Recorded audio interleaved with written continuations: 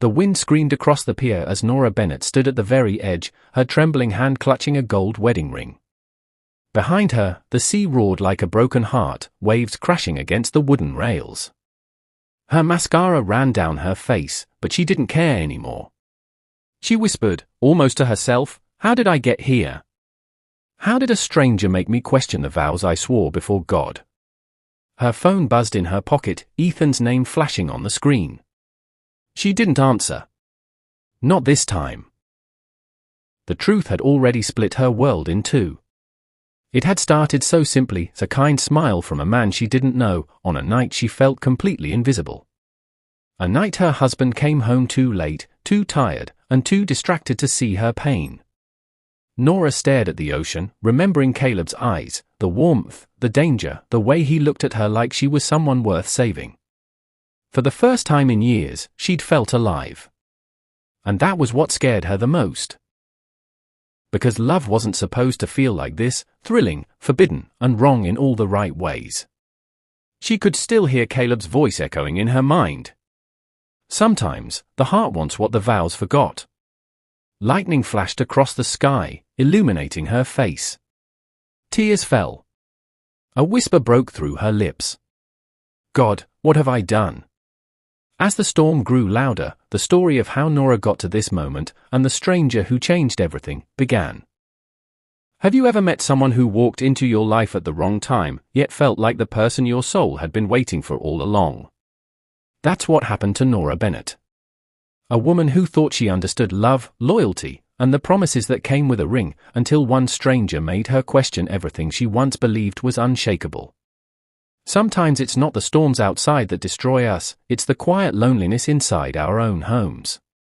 And when someone finally sees you, when they listen, when they care, when they remind you what warmth feels like, the heart begins to drift, even when the mind screams no.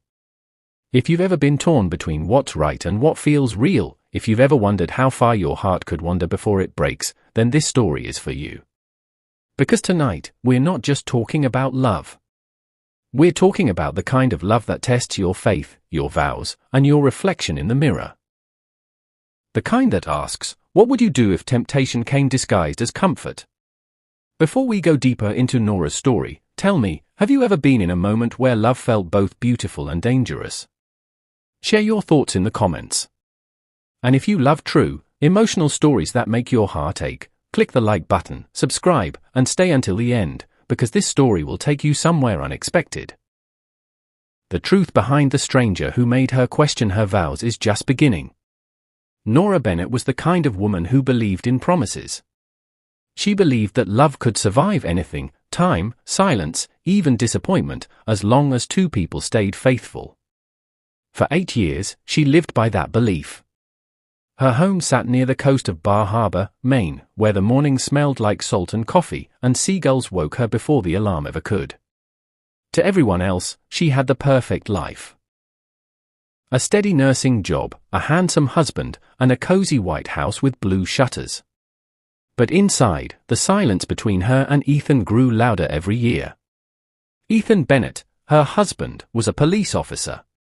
Strong. Loyal. A man of duty. But lately, duty came before everything, before laughter, before dinner, before her. He'd come home late, eat in silence, then fall asleep on the couch with the TV flickering over his tired face. Nora tried to fix things. She left notes in his lunchbox. She cooked his favorite meals. She even planned a weekend getaway, but he cancelled last minute. A case came up, he said. That was the night she sat alone at their kitchen table, staring at the candle she lit for two. It burned quietly, just like her hope. She told herself this was marriage, that love sometimes fades, but commitment keeps it alive. Still, in the stillness of that small coastal town, she couldn't help but wonder when her heart had started feeling like a stranger in her own home. And she had no idea that a real stranger, one carrying his own secrets and scars, was about to walk into her life and change everything she thought she knew about love, loyalty, and forgiveness. It was a cold Thursday night when everything changed. Nora was driving home from a late hospital shift, rain pouring so hard the wipers couldn't keep up. The road that usually comforted her now looked endless and empty.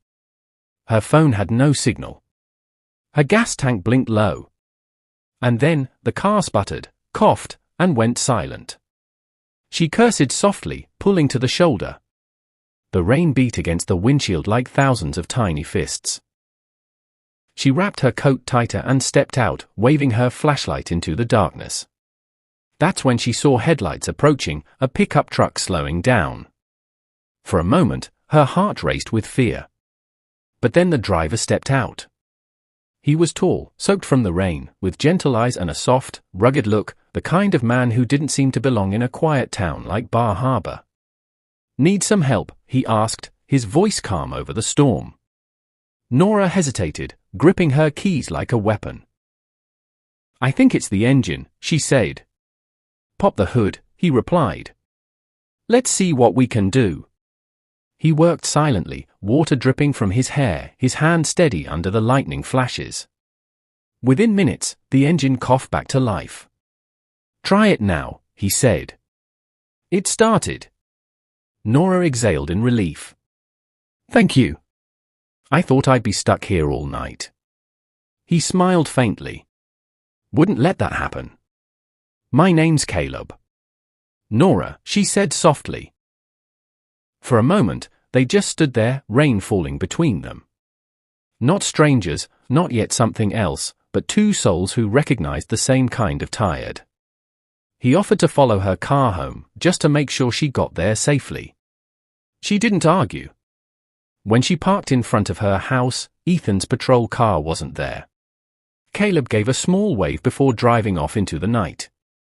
Nora stood by the window long after he was gone, watching his taillights fade down the wet street.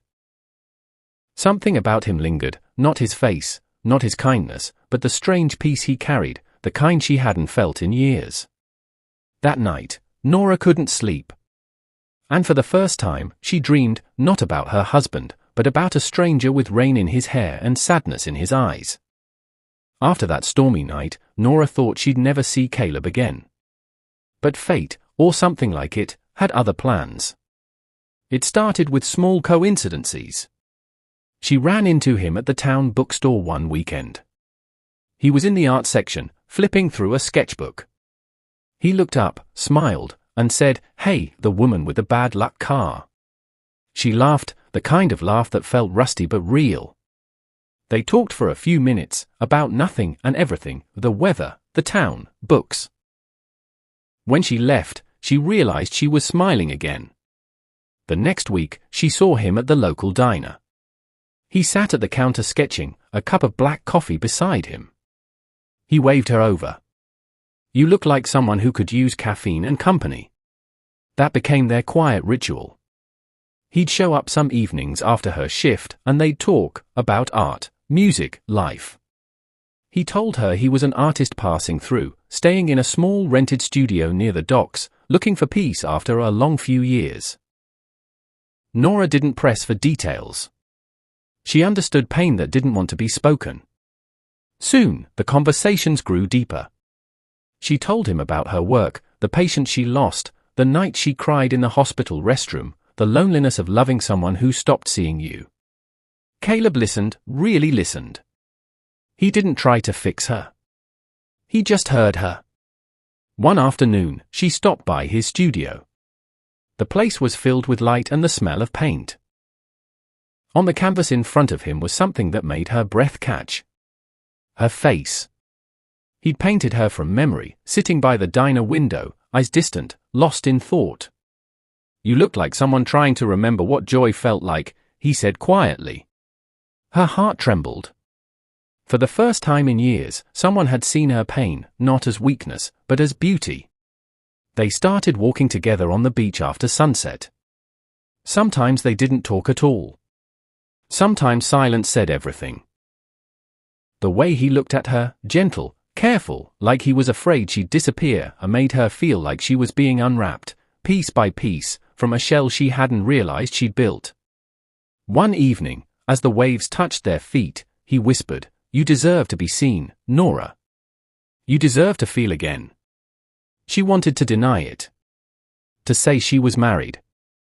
That she couldn't. But instead, she said softly, "Then why does it feel like you already know me?" Their hands brushed. Neither pulled away. The sun sank behind the water, and in that fading light, two people who shouldn't have found each other took one step closer to crossing a line they couldn't uncross. The closer Nora and Caleb grew, the heavier her guilt became. She began hiding her smiles, deleting messages, and inventing excuses for where she'd been. Ethan, her husband, noticed. He didn't say anything at first. Just watched. His eyes sharper than his silence. Nora could feel the air between them change, colder, heavier. The dinners grew quieter. The nights longer. Then one evening, as she folded laundry, Ethan finally asked, "Who's Caleb?" Her heart froze. "What?" He looked straight at her. "You've said his name in your sleep." The world seemed to tilt. She couldn't breathe. He's just someone from town. He helped me when my car broke down," she said quickly. Ethan didn't believe her, but he didn't argue either. He just nodded once and walked away, a silence worse than shouting. That night, Nora drove to Caleb's studio, desperate for calm. But when she arrived, he wasn't painting. He was sitting there, holding an old photograph. He looked up at her. Eyes clouded with something dark, something she hadn't seen before. "Nora, there's something I need to tell you." She frowned. "What is it?" He hesitated. "Your husband. Ethan Bennett. He was a police officer in New York, right?" "Yes," she said slowly. Caleb swallowed hard. "For years ago, my sister, Rachel, was killed in a police chase gone wrong. Ethan was the officer behind the wheel." The words hit like thunder. Nora stepped back, her hand over her mouth. "No, that can't be." "I didn't come here by accident," he said, voice trembling. "I came to find him. To understand. To hate him, maybe. But then I met you." Nora felt her world crack.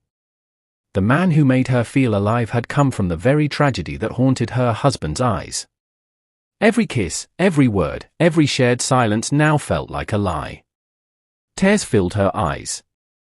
"So I was just part of your plan?" Caleb shook his head. "No. You were the part one never planned. You're the only thing that feels real." But the truth had already drawn a line between them. She couldn't look at him without seeing the past, without hearing her vows echo in her mind, for better or for worse. When she finally left his studio that night, she didn't look back. Behind her, Caleb sank to the floor, his hands gripping the photograph. And for the first time, both of them understood, love born from pain can never stay pure.